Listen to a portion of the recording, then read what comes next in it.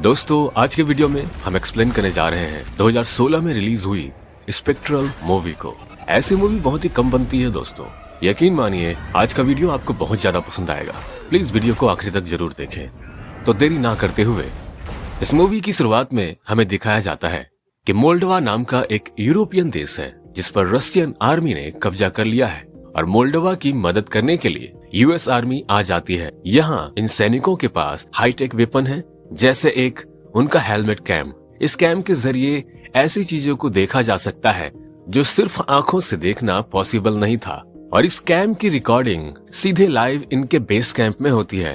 ऐसे ही एक दिन आर्मी ऑपरेशन के दौरान सार्जेंट डेविस एक बंद कमरे में आते हैं। यहाँ पर वो अकेले होते हैं, जहाँ उन्हें अपने कैम से कुछ इंटरफेस और कुछ अजीब आवाज सुनाई देती है, जिसे खाली आंखों पर देखने पर वो नजर नहीं आ रहा था। लेकिन आगे कुछ पता चले इससे पहले ही वह अदृश्य चीज सार्जेंट के नजदीक आता है और सार्जेंट डेविस उधर ही मर जाते हैं। अब हम आते हैं बैक टू यूएस, जिसमें हम डॉक्टर क्लेन को देखते हैं। वह लेजर लाइट के एक्सपेरिमेंट के थ्रू एक ऐसा वेपन बनाना चाहते थे जिसको पानी के ऊपर फ्लैश करते ही पानी तुरंत बॉयल या फिर फ्रीज हो जाए। ये अपने एक्सपेरिमेंट को यूएस आर्मी के सामने दिखाते हैं, लेकिन अब यूएस आर्मी की कुछ और ही डिमांड रहती है। वो चाहते हैं कि इस वेपन का इस्तेमाल किसी जिंदा चीज पर करके देखा जाए। ये सुनने के बाद डॉक्टर क्लेन कुछ हैरान से हो जाते हैं, क्योंकि उनका मानना था कि ये वेपन सिर्फ डिफेंस के लिए बनाया जा रहा है, ना कि लोगों की जान लेने के लिए। फिर इस मीटिंग के बाद डॉक्टर को सीधे मोल्डोवा जाने के आदेश मिलते हैं। फिर वो मोल्डोवा के लिए आर्मी प्लेन से ही निकल जाते हैं। वहां पहुंचने के बाद यूएस आर्मी के जनरल ओर्नाल्डो और सीआईए एजेंट मिस मेडिसन से मिलते हैं, और इसके बाद उन्हें सार्जेंट डेविस की जो मौत हुई थी उसकी वीडियो दिखाया जाता है। ये डरावनी मौत देख करके थोड़ी देर के लिए डॉक्टर क्लेन भी हैरान हो जाते हैं। यहाँ डेविस के शरीर में कोई भी इंजरी नहीं थी, लेकिन उनके इंटरनल ऑर्गन्स टोटली फ्रीज हो गए थे। वीडियो देखने के बावजूद डॉक्टर को कुछ पता नहीं चलता कि एग्जैक्टली ये क्या है। तो मेडिसन उन्हें बताती है कि लोकल लोगों के अनुसार इसे रारा तारे नाम का एक स्पिरिट कहा जाता है, जो वॉर स्टार्ट होने के कारण यहाँ पर आया है। और एजेंट मेडिसन और जनरल की एक अलग ही थ्योरी रहती है कि यह कोई क्लॉकिंग टेक्नोलॉजी है, मतलब एक ऐसा पहनावा जिसे पहनकर कोई भी गायब हो सकता है, और ये पक्का रशियन सोल्जर है।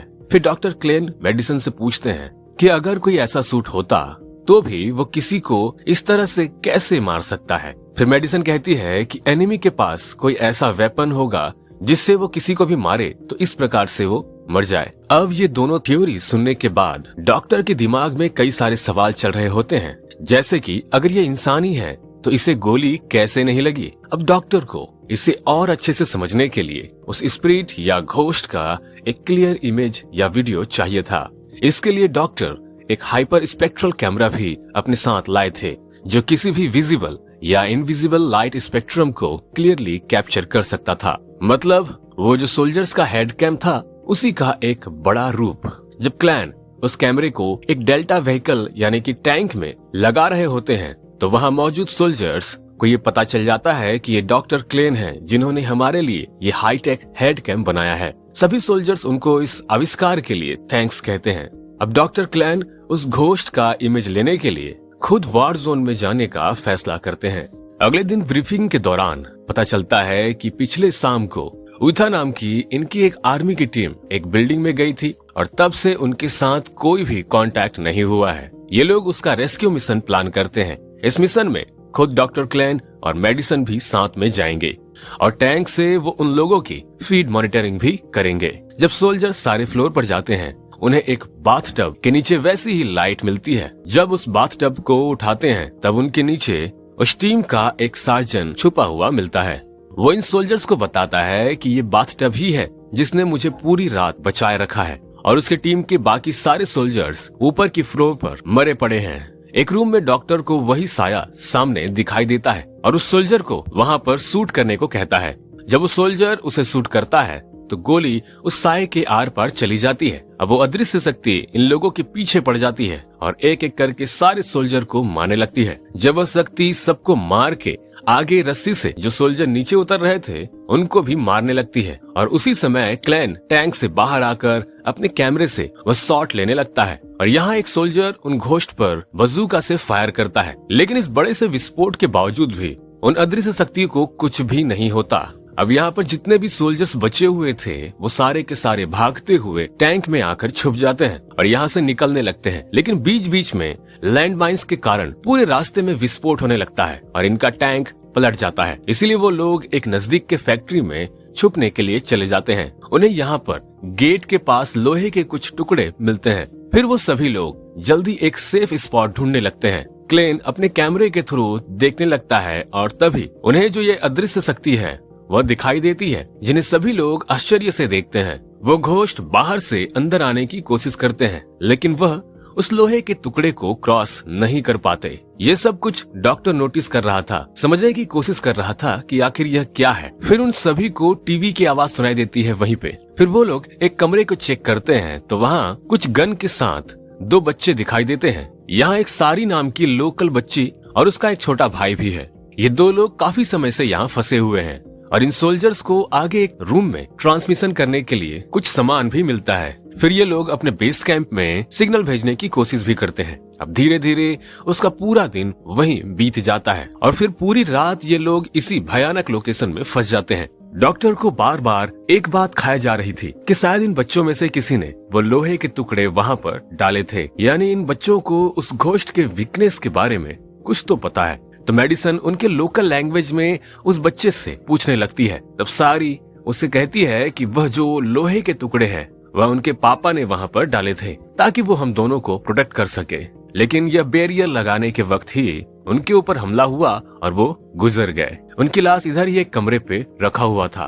तो डॉक्टर और मेडिसन सारी के साथ उस लाश को देखने के लिए वहाँ जाते हैं। डॉक्टर को उनके पॉकेट में एक मैप मिलता है जिसमें मसारू नाम की एक जगह को नोट किया गया था। तब सारी कहती है कि ये वही जगह है जहाँ पर पहली बार इन घोस्ट ने किलिंग शुरू की थी, यानी जो भी कुछ है वह यहीं से शुरू हुआ था। फिर डॉक्टर को फैक्ट्री में लोहे की कई सारे टुकड़े मिलते हैं। फिर डॉक्टर क्लेन के प्लान के अनुसार ये लोग रात भर अलग अलग वेपन बनाते हैं जिनमें वो उसी आयरन को मिक्स करते हैं, क्योंकि इनका हथियार उन घोस्ट पर काम नहीं करता बट ये आयरन उन घोस्ट पर काम करता है। तो इसी आयरन से एक नए टाइप का वेपन बनाया जा रहा है। और जो यहाँ पर स्पेक्ट्रल कैमरा था उसको डॉक्टर क्लेन एक सर्च लाइट में कन्वर्ट कर देते हैं, जिससे अगर वो सभी फोकस में रहें तो पूरा ग्रुप हेलमेट के बिना भी उन घोस्ट को देख पाएंगे।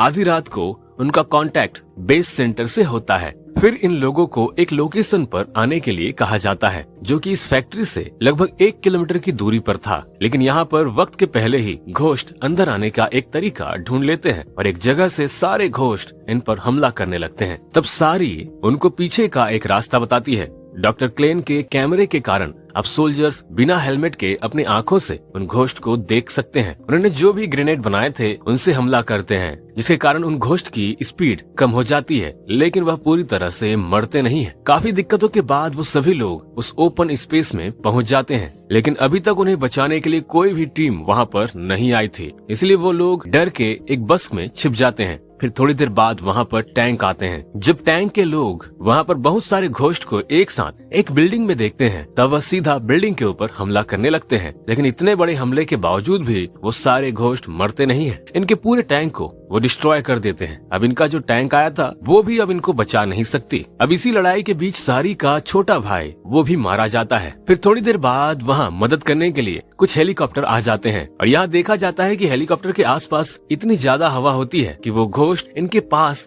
नहीं आ पाते। और तभी क्लेन के पास जो कांच की बोतल थी जिसमें कई सारे लोहे के टुकड़े थे, वो सारे बोतल वो उसी समय तोड़ देता है। हवा के कारण लोहे के सारे टुकड़े उन घोस्ट के अंदर घुसते चले जाते हैं और वो घोस्ट वहाँ पर तड़पने लगते हैं। मौका देखकर सभी सोल्जर वहाँ से बच के निकल जाते हैं। फिर हेलीकॉप्टर सीधे किसी और ही बंकर में जहाँ पर सिविलियंस को रखा जाता है वहाँ पहुँच जाता है, क्योंकि घोस्ट ने इनके बेस कैंप पर भी हमला कर दिया था। अब यहाँ पर पहुँचने के बाद हम देखते हैं कि शहर के पूरे सिविलियंस भी यहाँ पर मौजूद हैं, यानी कि इन घोस्ट ने पिछली रात पूरे शहर पे हमला कर दिया था। अब यहाँ पहुँचने के बाद क्लैन उस लड़की सारी से पूछने की कोशिश करता है कि उसके पिता क्या काम करते थे, उन्हें कैसे पता चला कि लोहे से ये घोस्ट दूर रहते हैं। तब सारी रिवील करती है कि उनके पिता दरअसल में सिरामिक कंटेनर बनाते थे मजारू नाम के एक पावर प्लांट के लिए। वो बहुत बड़ा पावर प्लांट था और शायद यहीं पर कुछ एक्सपेरिमेंट हो रहा था। फिर ये जो भी चीज है ये इंसानों के ऊपर हमला करने लगते हैं। ये सब वहीं से शुरू हुआ। फिर थोड़ी देर बाद जनरल अर्नाल्डो यहाँ पर आ जाते हैं अपने कुछ सोल्जर के साथ और कुछ सामानों के साथ में, और यह बताते हैं कि इनके पास जो हजारों में सोल्जर थे वो सारे मारे गए। बस यहाँ जो थोड़े से सोल्जर दिख रहे हैं इतने ही बचे हैं। तो अब डॉक्टर क्लैन सोच में पड़ जाते हैं कि आखिर ये चीज है क्या। और दोस्तों तभी इसी आर्गुमेंट के बीच में क्लैन को ये अंदाजा लग जाता है कि यह चीज क्या है। फिर क्लैन कहता है कि ये जो भी चीज है नेचुरल चीज नहीं है, इसको इंसानों ने ही बनाया है। हमारे एनवायरनमेंट में 4 तरह के फॉर्म पाए जाते हैं, एक लिक्विड, सॉलिड, गैस और प्लाज्मा। जैसे कि आइसक्रीम टेम्परेचर बढ़ने के कारण लिक्विड में बदल जाती है, या एक पानी बर्फ में बदल जाता है टेम्परेचर कम होने की वजह से। ये जो सारी चीज है या कन्वर्जन है ये नेचुरल है, लेकिन इनके अलावा एक और 5वां फॉर्म भी होता है जो आर्टिफिशियली मतलब इंसानों के द्वारा बनाया जा सकता है। एक साइंस थ्योरी के अनुसार, इस थ्योरी के अनुसार 5वां फॉर्म से ही इन स्पिरिट या घोस्ट को बनाया गया है। अब कोई भी ऑब्जेक्ट इस 5वें स्टेट में रहता है तब असली लोहा या फिर सिरामिक के जो प्रॉपर्टी है वो इस स्टेट को स्लो डाउन कर देती है। इसीलिए जब घोस्ट के आसपास लोहे की चीजें आती हैं तो वह उन चीजों को पार नहीं कर पाते क्योंकि उनके इफेक्ट कम हो जाते हैं।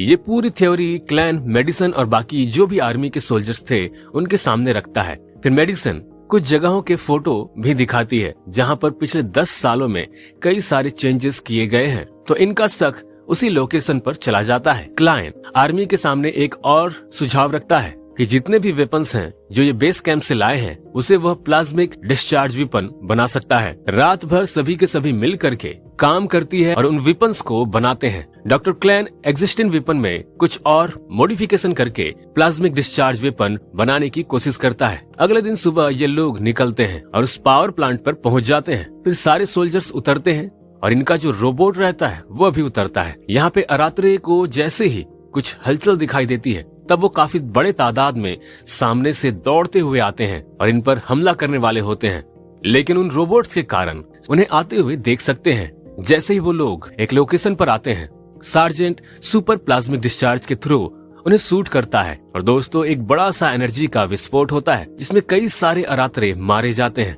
मतलब ये लोग सारी रात जाग कर जो डिस्चार्ज वेपन बनाए हैं वो सक्सेसफुली काम कर रहे हैं। फिर लास्ट वाला प्लेन क्लेन और मेडिसन को सीधे लैब के पास में उतारता है और काफी दिक्कतों के बाद जब वो लोग लैब में पहुंचते हैं तो इनको कुछ अजीब सी चीजें दिखाई देती है। इंसान के रूप में कई सारे अरात्रे यहाँ पर दिखाई देते हैं जो कंटेनर में लॉक हैं। दरअसल इनकी कंडेंसर्स की जो प्रोसेस है वह चल रही थी, पूरी नहीं हो पाई थी। वहीं पर आगे उन्हें एक्सरे मशीन भी दिखती है। ये कोई साधारण एक्सरे मशीन नहीं थी, यह मशीन इंसानों को मॉलिक्यूल लेवल पर स्कैन करके उसका कंडेंसेट फॉर्म बना रही थी, यानी कि एक क्लोन बना रही थी। यहाँ से आगे उन्हें एक और लैब दिखता है। यहाँ पर पता चलता है कि अरात्रे के कई सारे कंटेनर्स थे, कुछ इंसानों वाले फॉर्म में अभी भी थे जो फुल्ली रेडी थे बाहर आने के लिए, और वहीं पर उनकी मेन सेंट्रलाइज मशीन थी। इधर बाहर तरफ जो भी सोल्जर लड़ रहे थे उनके ऊपर अरात्रे बहुत ही भारी तादाद में अटैक करने लगते हैं, उनके पीछे पड़ जाते हैं और ये मरे हुए अरात्रे दोबारा से जिंदा हो जा रहे थे और इनके कई सारे सोल्जर्स भी मारे जाते हैं। तो दूसरी जगह पर यहाँ मेडिसन को उनकी जो सेंट्रलाइज मशीन रहती है वह भी दिखाई देती है। फिर वह पढ़ने की कोशिश करती है और इस पूरे मशीन को डिस्कनेक्ट करने का प्रोसेस शुरू करती है और काफी मुश्किल के बाद क्लैन उस मशीन के 16 प्लग्स निकाल देता है, लेकिन उसके बावजूद सामने के कंटेनर में जो भी अरात्रे थे वो अभी भी जिंदा थे। तभी दोस्तों बाहर की लड़ाई में एक बहुत बड़ा विस्फोट होता है जिससे सारे ग्लासेस टूट जाते हैं और फिर सारे अरात्रे बाहर निकलना शुरू करते हैं और इन दोनों के ऊपर हमला करने वाले थे। तो तभी मेडिसन को याद आता है कि इन प्लग्स के बीच में बहुत बड़ा एक लीवर है, उसे खींचना होगा। फिर डॉक्टर क्लेन देर ना करते हुए उसे खींचते हैं और नीचे गिर जाते हैं। जैसे ही लीवर नीचे जाता है दोस्तों ये सारे अरात्रे धीरे धीरे गायब होने लगते हैं, ये सभी तरफ से विस्फोट होने लगते हैं। बाहर भी हम देखते हैं माहौल पूरा शांत हो जाता है। ये लोग जब लैब से ऊपर आने वाले थे तभी इनको वापस कुछ अजीब सा आवाज आने लगता है। अंदर यहाँ पर इंसानों की ब्रेन और जो नर्व सिस्टम है उसी को जिंदा रखा जाता था ताकि यह अपने रेस्पेक्टिव क्लोन के साथ कम्युनिकेट कर सके। यहाँ पर इनके दिमाग और नर्व सिस्टम के कारण ही अरात्रे जिंदा थे और मॉनिटर पर हम उन इंसान का डाटा देख सकते हैं, जिससे हमें अब सारे डाउट क्लियर होते हैं कि इस लैब में इंसानों के ऊपर एक्सपेरिमेंट हो रहे थे। पहले तो इंसानों को इस लैब में लाया जाता था और फिर उनको मॉलिक्यूल लेवल पर स्कैन करके उनके कंडेंसेट फॉर्म में क्लोन बनाए जाते थे। दोस्तों यहाँ पर जो भी लोग हैं जिनके दिमाग और नर्वस सिस्टम के साथ में ऐसी छिड़खानी की गई थी, तो ये जो इंसान हैं वो ना ही मरे हुए हैं और ना ही जिंदा है। इसलिए क्लाइन उन मशीन को डिस्कनेक्ट कर देता है और इसी तरह ये सारे के सारे स्पिरिट या घोस्ट या जो भी आप कहिए, ये सब कुछ हमेशा हमेशा के लिए खत्म हो जाते हैं और सभी के सभी सोल्जर्स अब अपने अपने घर वापस जाने लगते हैं। यहाँ के सिविलियंस भी अपने अपने घर वापस जाने लगते हैं। डॉक्टर क्लेन के बुद्धिमानी की वजह से और CIA एजेंट मेडिसन की वजह से ये पूरा का पूरा ऑपरेशन सक्सेसफुली किया जा सका और इस दुनिया को बचाया जा सका इन घोस्ट से। तो दोस्तों मूवी यहीं पर खत्म हो जाती है। मैं उम्मीद करता हूँ आप लोगों को ये मूवी अच्छी लगी होगी। दोस्तों इस चैनल पर और भी कई सारे अच्छे अच्छे मूवीज हैं, आप उसे भी देखिए। वीडियो को लाइक, चैनल को सब्सक्राइब कीजिए क्योंकि मैं ऐसे ही इंटरेस्टिंग वीडियोस आप लोगों के लिए लाता रहूंगा। मिलते हैं अगले मूवी में।